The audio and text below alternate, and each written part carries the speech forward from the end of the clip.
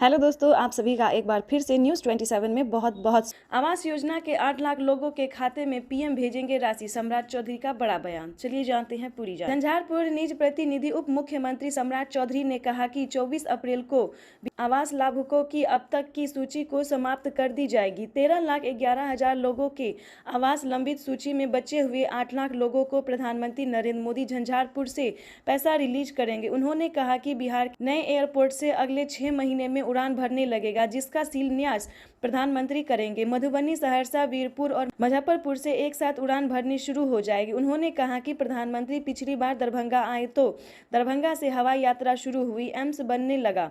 अब मधुबनी के झंझारपुर रहे तो मधुबनी में हवाई यात्रा शुरू होगी। झंझारपुर में मेडिकल कॉलेज बन रहा है। उप मुख्यमंत्री ने कहा कि 37,000 करोड़ रुपए सिलीगुड़ी से बनने वाली नई सड़क में केंद्र सरकार का खर्च हो रहा है, जिसमें 36,000 करोड़ सिर्फ बिहार में खर्च होगा। पहले बिहार में बाढ़ आती, अब बिहार में हर खेत में पानी पहुंचने पर काम चल रहा है। पिछली बार जब बाढ़ आई थी तो 16 जिला पानी में डूब गया था। उस समय नेपाल से 1,93,000 रेस्क्यू पानी छोड़ा गया था।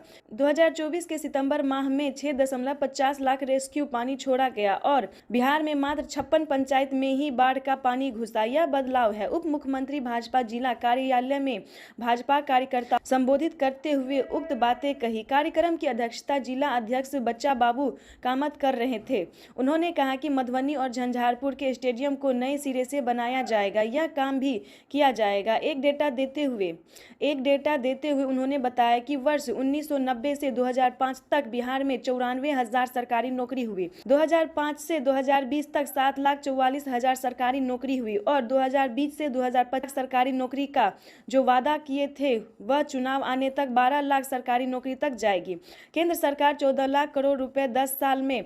बिहार सरकार सड़क के बाद बिजली की बाबत उन्होंने कहा कि पहले बिहार में 17 लाख लोगों के घर तक बिजली पहुंचती थी, अब 2 करोड़ 14 लाख लोगों के घर सीधी बिजली का कनेक्शन है। यह बिहार में बदलाव की एक बानगी है। केंद्र सरकार और बिहार सरकार के संयुक्त प्रयास से यह बदलाव आने वाले समय में भी बड़ी तेजी से आगे बढ़ने वाला है। उन्होंने कहा कि झंझारपुर के कार्यकर्ता यह प्रयास करें कि हर बूथ से 200 लोग निकले और सभा में पहुंचे। सभा से पूर्व सम्राट चौधरी प्रधानमंत्री कार्यक्रम के संबंध मंत्री नितिन नवीन के साथ हवाई मार्ग से भैरव स्थान थाना क्षेत्र में बनाए गए नवनिर्मित हेलीपैड पर हेलीकॉप्टर से उतरे, सभा स्थल का निरीक्षण किया। चलिए जानते हैं पहलगाम की 10 बड़ी खबरें। पहलगाम में हमले के बाद क्षेत्र में ऑपरेशन तेजी से पर्यटकों को कश्मीर से जल्द निकालने की कोशिश की जा रही है। पहलगाम आतंकी हमले के बाद क्षेत्र में सुरक्षा व्यवस्था कड़ी की गई है और तलाशी अभियान जारी। कल बेसारन वन क्षेत्र में हुए आतंकी हमले में 26 लोगों की जान चली गई है और कई लोग घायल।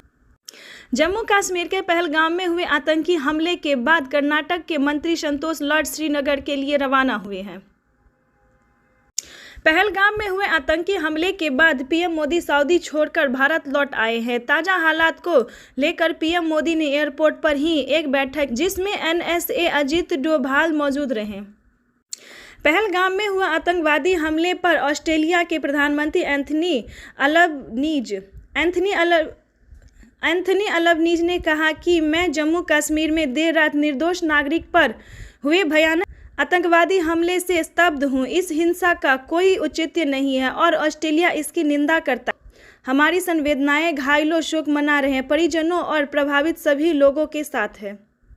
पहलगाम आतंकी हमले में महाराष्ट्र के 6 लोग की मौत हुई है। इनमें से 2 पुणे के हैं। इसके अलावा 3 डोंबिवली और 1 पनवेल का रहने वाला। IGP Kashmir VK. वर्दी ने न्यूज़ 27 से पुष्टि की है कि पहलगाम हमले में मरने वालों की संख्या 26 है और 13 लोग घायल हैं जो अस्पताल में भर्ती हैं। सूत्रों के मुताबिक इस आतंकी हमले में 2 विदेशी नागरिक की भी मौत हुई।